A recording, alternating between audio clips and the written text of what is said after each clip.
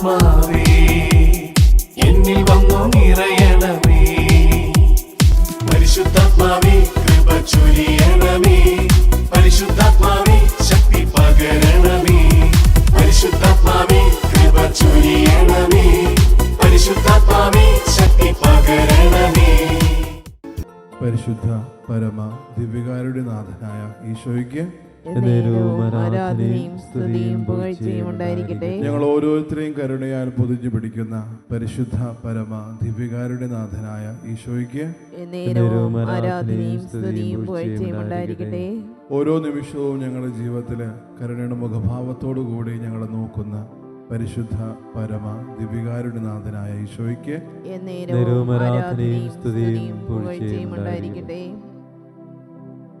സ്നേഹമുള്ള ഒരു നിമിഷം നമ്മളായിരിക്കുന്ന ഓരോ ഇടങ്ങളിലും ഈശോയെ നമ്മൾ കണ്ടുകൊണ്ടിരിക്കുന്ന ഒരു നിമിഷത്തിൽ ഇപ്പോഴും ജീവിതത്തിൽ ഓർക്കേണ്ട ഒരു കാര്യം, ഞാൻ ഇപ്പോഴും തമ്പുരാൻ കരുണയോടുകൂടി നോക്കി കാണുന്നുണ്ട്.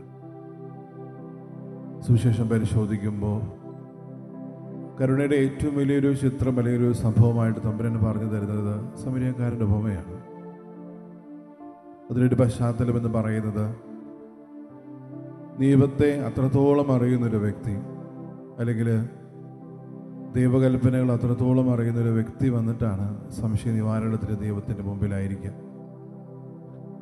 ആ ഒരു മനുഷ്യനെ അവൻ്റെ മേന്മ കൊണ്ട് ഒന്ന് അഭിനന്ദിക്കാൻ അർഹിക്കാൻ വേണ്ടി അവൻ പറഞ്ഞു വയ്ക്കുന്ന ഓരോ കാര്യങ്ങളും നിരസിച്ചുകൊണ്ട് തമ്പുരാൻ അവനോട് മറുപടി പറയുന്നത് ഒരു സംഭവത്താലാണ്. ഒരു ചോദ്യത്തിൽ ആരംഭിക്കുന്ന ആ ഒരു സംഭവം ഒരു ചോദ്യത്താൽ തന്നെ അവസാനിക്കുന്നുണ്ട്. ആ ഒരു സംഭവം പരിശോധിക്കുമ്പോൾ നമുക്കറിയാം, കടന്നുപോയ ഓരോരുത്തരും അവനെ ഉപേക്ഷിച്ചു എന്നാണ് നമ്മൾ വായിച്ചു കേൾക്കുക. തിരിഞ്ഞു പോലും നോക്കിയില്ല. പക്ഷേ സമരിയാക്കാരൻ ആ ഒരു നിമിഷത്തിലേക്ക്, ആ ഒരു ഇടവേളയിലേക്ക് കടന്നു വരുമ്പോൾ കാണുന്ന കുറേ കാര്യങ്ങളുണ്ട്. എന്താണ് കരുണ എന്ന് നമ്മൾ ഓരോരുത്തരും ചോദിക്കുമ്പോൾ അന്ന് അവിടെ സംഭവിച്ചത് ഓരോന്നുമാണ് കരുണ. ആദ്യമേ സമരിയക്കാരൻ ആ ഒരു മനുഷ്യൻ്റെ അടുത്ത് വന്ന് അവരെ നോക്കി കാണുകയാണ്. ഇത്രയും പ്രഹരമേറ്റു കിടക്കുന്ന ആ ഒരു മനുഷ്യനെ ആദ്യത്തെ നോട്ടത്തിൽ തന്നെ കരുണയോടുകൂടി നോക്കുകയാണ്. ജീവിതത്തിൽ നമ്മൾ എപ്പോഴും ഓർക്കേണ്ട ഒരു കാര്യം, പലപ്പോഴും നമ്മുടെ കൺമുൻപിൽ ഇതുപോലെ കരുണ ആഗ്രഹിക്കുന്ന അർഹിക്കുന്ന വ്യക്തികൾ നമ്മുടെ ചുറ്റിലുമുണ്ട്. സമരിയാക്കാരനെ പോലെ നമ്മളും അവരോട് കരുണയോടുകൂടി നോക്കിക്കാണാൻ, അല്ലെങ്കിൽ കരുണയുടെ മുഖഭാവത്തോടു കൂടി അവരെ ചേർത്ത് പിടിക്കാൻ നമ്മൾ ഓരോരുത്തരും വിളിക്കപ്പെട്ടവരാണ്. പിന്നീട് നമ്മൾ സംഭവിക്കുന്നത്, ആ ഒരു മനുഷ്യൻ്റെ ഓരോ മുറിവുകളും വെച്ച് കെട്ടുന്നതാണ്. സമരിയാക്കാരൻ അറിയാമായിരുന്നു ആദ്യം എന്ത് ആ മനുഷ്യന് കൊടുക്കണമെന്നുള്ളത്. ഒരുപക്ഷെ ജീവിതത്തിൽ പലപ്പോഴും നമ്മൾ ഇതുപോലെ കരുണയോടുകൂടി ചേർത്ത് പിടിക്കേണ്ട പലവരെയും നമ്മൾ കാണുമ്പോഴും, നമ്മുടെ കൺമുമ്പിൽ അവരോരോരുത്തരെയും ദർശിക്കുമ്പോഴും എപ്പോഴും ഓർക്കേണ്ട ഒരു കാര്യം, അവർക്ക് എനിക്ക് ആദ്യം എന്ത് ചെയ്യാൻ പറ്റുമെന്നാണ്. ഒരിക്കൽ പോലും ഒരു പഴയകാലത്തിലേക്ക് പോകാനോ അല്ലെങ്കിൽ എന്ത് ചെയ്യാൻ പറ്റുമെന്നുള്ളൊരു ചിന്തയിലൊന്നും നമ്മളായിരിക്കുന്നത് കൊണ്ട് അതിനൊരു ഉചിതവുമില്ല. ഓർക്കുക, ഞാൻ കരുണയോടുകൂടി കണ്ട ആ വ്യക്തിയെ ആദ്യം എനിക്ക് എന്ത് ചെയ്യാൻ കൊടുക്കും.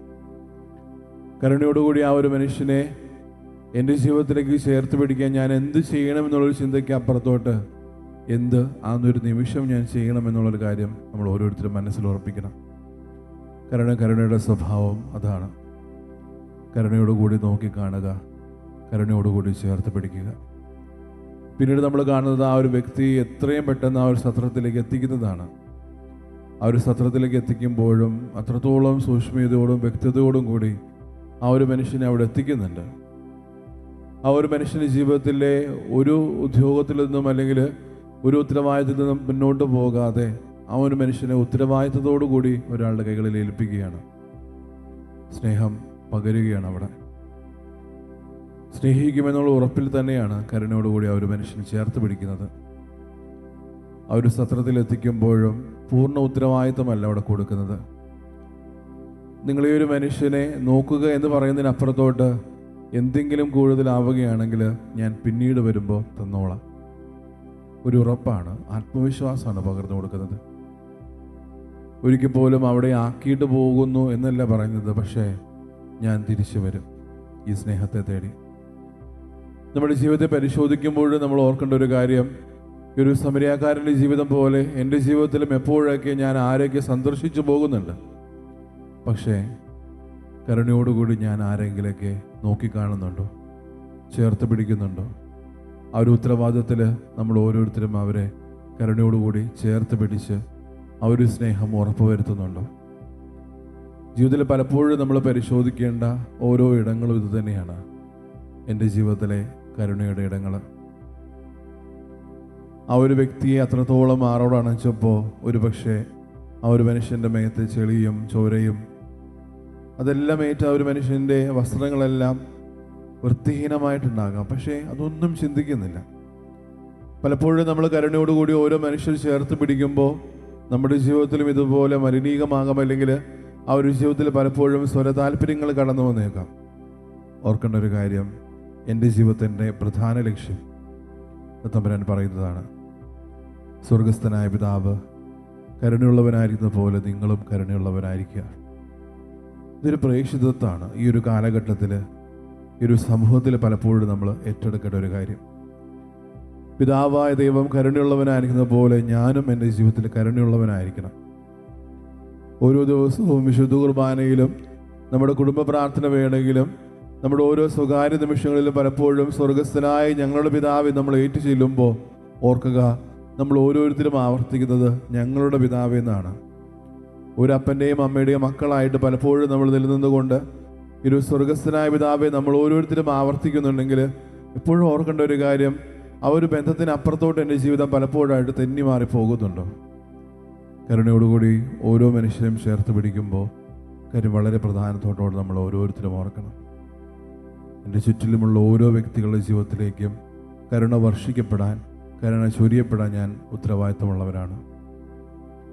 ഒരു സ്ഥിരതയിലായിരിക്കുമ്പോൾ ഈശോയുടെ മുമ്പിലേക്ക് വിട്ടുകൊടുക്കാൻ, എൻ്റെ ജീവിതത്തിൽ കരുണയോടുകൂടി പെരുമാറാമായിരുന്ന നിമിഷങ്ങളിൽ, കരുണയോടുകൂടി ചേർത്ത് പിടിക്കാമായിരുന്ന പല വ്യക്തികളിൽ ഞാൻ മുഖം തിരിച്ച നിമിഷങ്ങൾ ഓർത്ത് തമ്പുരാനോട് മാപ്പ് ചോദിക്കാം.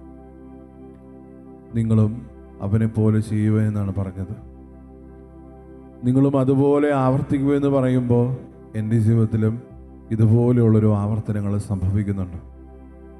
അതോ ആ ഒരു ദീപം ഞാൻ ആഗ്രഹിച്ചതുപോലെ നമ്മൾ ചെയ്യുന്ന മേന്മയെല്ലാം തമ്പുരാൻ്റെ മുമ്പിലേക്ക് വിളമ്പി അവിടുത്തെ ഒരു സ്വീകരണവും അഭിനന്ദനവുമാണ് നമ്മൾ ഓരോരുത്തരും അർഹിക്കുന്നത്.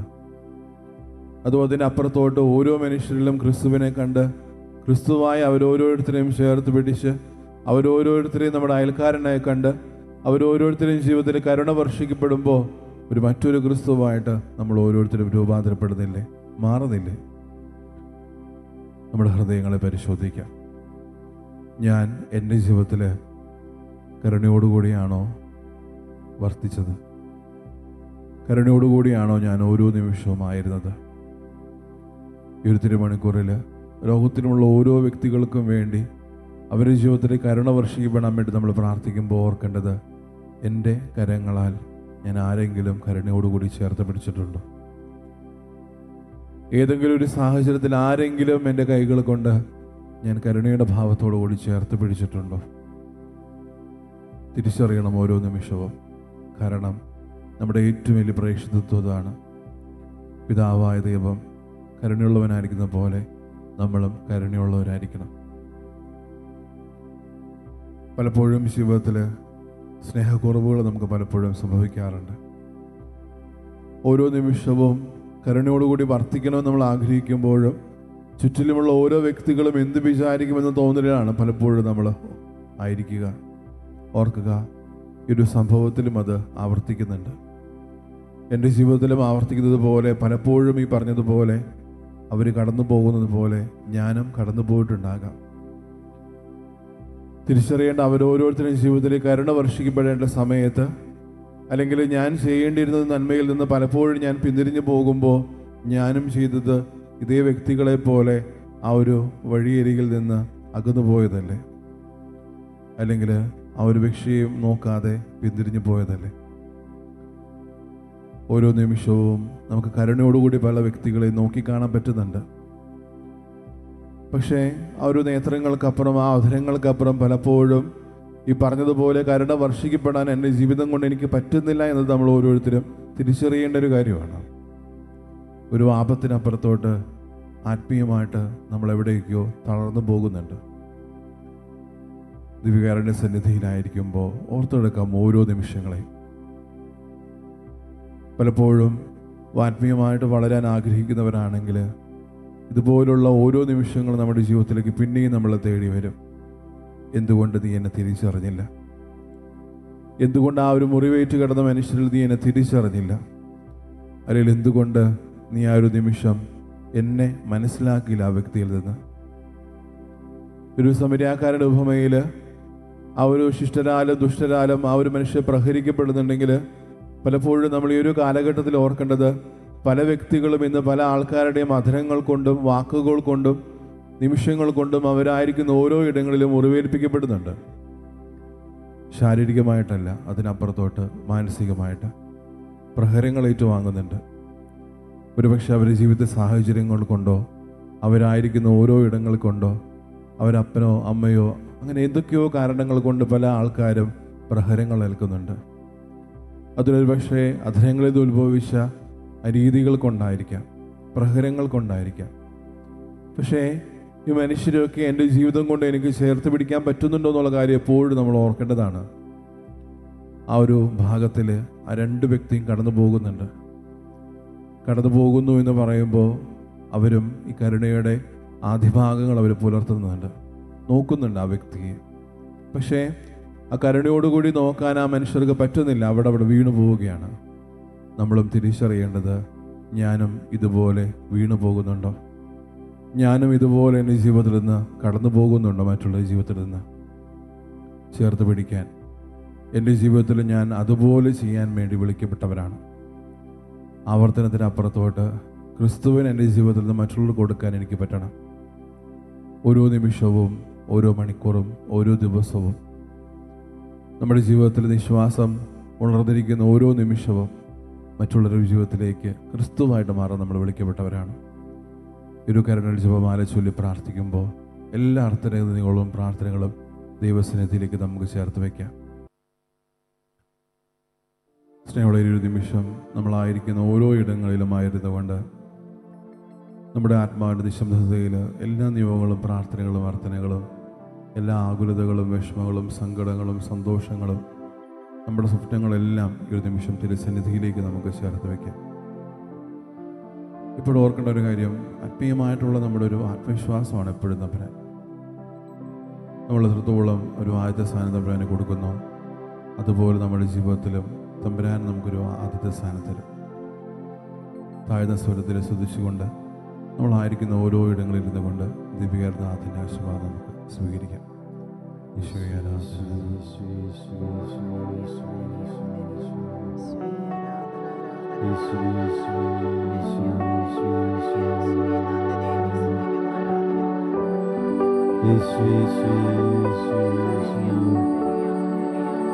ആരാധന ആരാധന ആരാധന യേശുനാഥ,